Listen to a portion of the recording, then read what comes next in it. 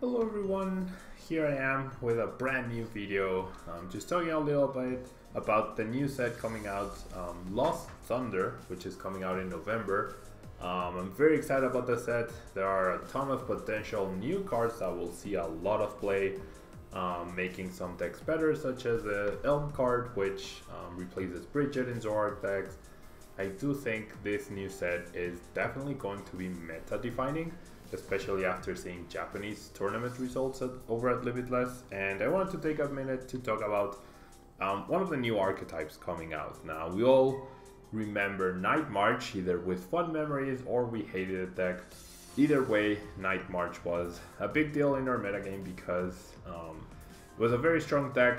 It dealt damage based on the Pokemon with the Night March attack in the discard pile, and it seems like we are getting this mechanic back in the future. However, it is being rebalanced. So first off, we have the Ski Plume, where its ability, Flower Way in the Sky, allows you to, once during your turn, you may search your deck for a Jump Bluff, and then you put Ski Plume and obviously Hoppip and all cards attached to it into a Lost Zone, and you put the chosen Jump Bluff where this Pokemon used to be.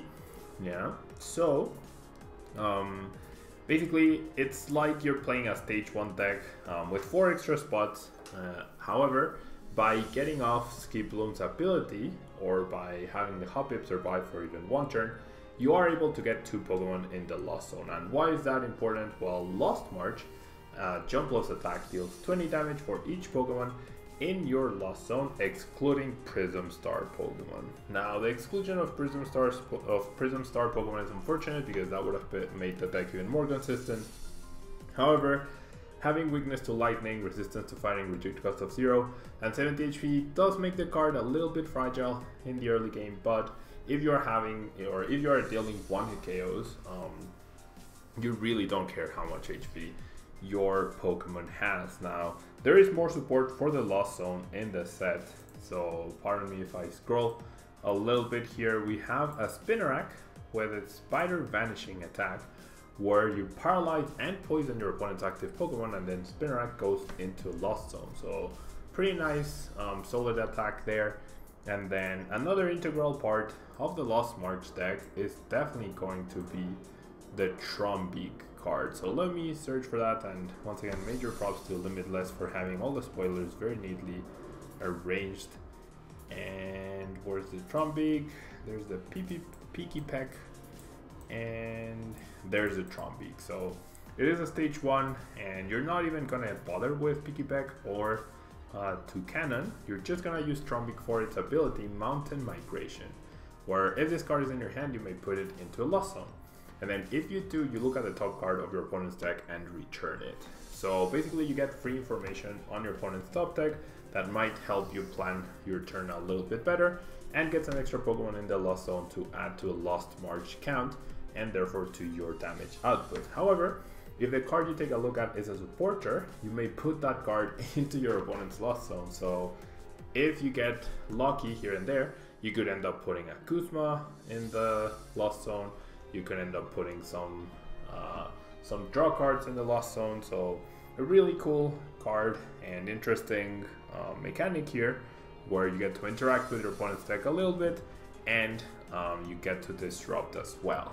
So I believe Jump Bluff and Trombeak are essential parts to the deck. Spinarak probably just a fancy card to add. However, there is also a brand new item card, which is Lost Mixer, which allows you to put two of your hand cards into a Lost Zone. So you can choose basically any Pokemon you have there and put in the Lost Zone, therefore adding to your damage output. And it's an item card, so you can play. It's kind of like Compressor, just more balanced, obviously, and only 2 cards rather than 3, but you get the reward of drawing a card for putting those 2 cards into the Lost Zone. So we're definitely going to be seeing an increase in play of the Lost Zone mechanic. We're going to be seeing Lost Zone piles being a lot higher than 1 or 2 cards than we were seeing right now, because Prism Star cards were the only things going into a Lost Zone lately. But this brand new Lost Thunder set, even in the set name, we are going to be seeing an increase in that mechanic. So really cool new concept we are seeing. And if you guys are excited about the new set, there are also a ton of GXs coming out. The new Zero Aura GX Pokemon is in the set, which should have perhaps an impact into our metagame. And so guys, if you're interested in finding booster boxes, Tabletop Village does have booster boxes for $90 shipped within the United States. So in case you're interested in that, I will leave the link down below. As you can see, well, you can't actually, as you can see now, all orders should be placed before October 26th, so that your order can be shipped and you get it once the set is out. And as I mentioned, free shipping within the United States, $90 per booster box. It's a really good deal. Tabletop Village has been a big supporter of the channel, so if you decide to buy from them, you're also supporting Tablemon. So if you're planning on getting some Lost Thunder booster boxes, this would be the place to go. And I'm very excited about the set. I know there are still tournaments coming up, but the set will be legal in Brazil at the Brazilian International, is where we will be seeing the first Lost Thunder decks come into play. And so I am very, very excited to play with the brand new cards. And yeah guys, that's gonna be it from me. Make sure you check out Tabletop Village in case you want to get the Lost Thunder booster boxes, or even a case if you want to buy that, or split it with some friends. The price ends up being a really good deal for 6 booster boxes. And yeah, you'll be supporting Tablemon as well as Tabletop. Thank you guys so much for watching this quick analysis, and I will see you guys next time. Bye bye.